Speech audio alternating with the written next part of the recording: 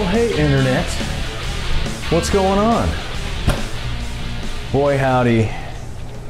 This is exciting. We've got a brand new sump for the brand new 120. Now, this is the Trigger Systems Sapphire 34. Now, full disclosure, you guys, this is not sponsored. We paid full retail price for this. A big thank you to Victoria. As you guys know, Victoria is my spouse, and she decided she wanted a brand new equipment for these brand new tanks, which I don't think I would have been able to make this happen without her. It's huge thank you. Everybody say thank you to Victoria for getting a chance to play with something like this that probably wouldn't have happened otherwise. All right, let's talk about Trigger Systems. They've been making acrylic stuff for a really long time. Let's talk about the Sapphire model here a little bit. These are where this is the overflow that's going to come from the tank into these two pipes here.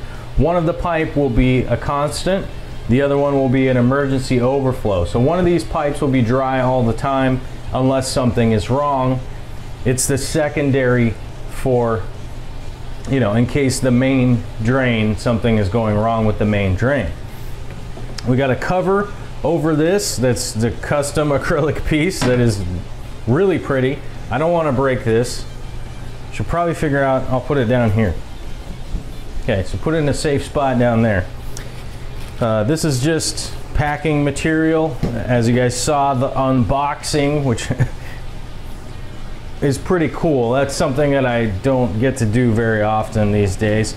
And here, either way, so this first chamber overflow right here has the two filter socks in it, and then it's also got this little cover piece right here so you can have a little bit of filter material on top of it.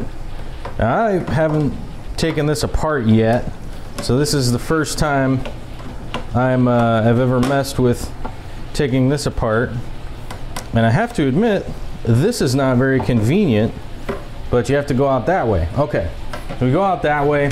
So this is an acrylic cut piece that'll actually hold the little foam piece on top of it like that.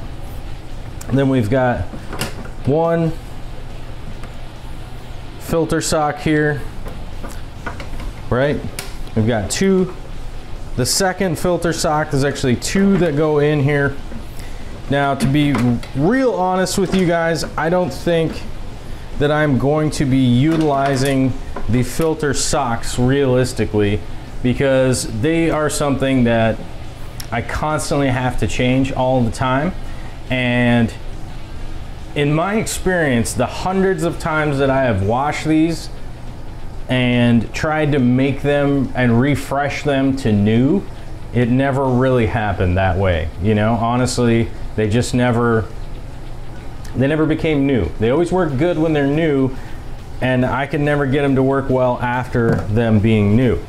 So there's this little blue piece in here, that's the holder, which comes out. There we go. So that's the holder for the filter socks. Set that down there. And then, so one of the things that's kind of innovative about this is that the water flows down through here and then comes back up over into this filter chamber right here, and then back down into the sump through this center chamber here. That is, by the way, the center chamber flow is a fish cutout. I don't know if anybody noticed that. It's a trigger fish. Trigger's the company, Trigger Fish. You know, it makes sense to make the cutout like that, right? We head over into the main middle chamber right here, where there are actually little mount racks and things for dosing. There's pre-cuts in there, so if you, let's say you wanted to have iron be dosed into your freshwater aquarium or magnesium into your saltwater aquarium, along with temperature probes, or if you wanted to have a CO2 probe in there that, you know, looks more or less like one of these. So this is actually, is it a pH probe? Yeah, but it's a pH monitor. But let's say I wanted to monitor my pH, there's actually mounts in there pre-cut for it. That pH monitor right there, I actually got for free from a friend of mine who was breaking down one of his systems. I'm gonna try it out and see if I like that one. The ones that I've owned previously in the past, I wasn't super enthusiastic about, but this one actually plugs in and the probe seems to last for a really long time. So we'll see if we like using it or not, and I'll let you guys know in a future video. The middle chamber here is really generous. I'm gonna have a lot of space for heaters or CO2 reactors. I'm probably gonna run a small refugium in here or in this chamber. I haven't really settled yet my mind on exactly like what I'm gonna be doing with this chamber and this chamber. Obviously, I'll be showing you guys in a video at some point in time. I just wanted to share with you guys that I'm super stoked about this. And here's one of the really cool things about this sump. So you can actually adjust with these little plastic screws that are in here. You can adjust the level by moving this up and down, which is wild, honestly. It's pretty crazy. And then there's also a piece inside here. If you want to go even all the way up to the top, you can take this acrylic piece out back here, flip it around, and it'll insert into the slot where these teeth are. So the teeth that are right here, you can actually skip those if you want to even have a higher amount of water in here. I'm not going to be doing that, but here's where I'm going to be utilizing the filter material. As you guys know, the 120s here that are going to be utilizing this sump are going to be fresh water. So if anybody out there that's a saltwater reef guy and is freaking out about me using this for fresh water, bear in mind, I use sumps on all my freshwater aquariums because of, look how big this is. You see how many gallons this is? This is 31 gallon tank.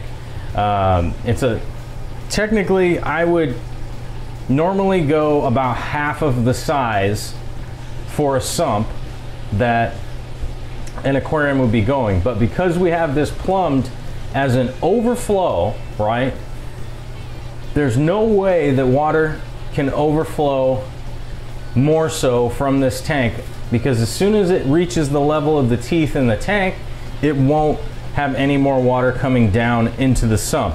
So it's not really requisite for me to have a 60-gallon sump on it, like the 60-gallon sump that's back here, or this one's, sorry, that one's not 60, that one's 90, that one is 60.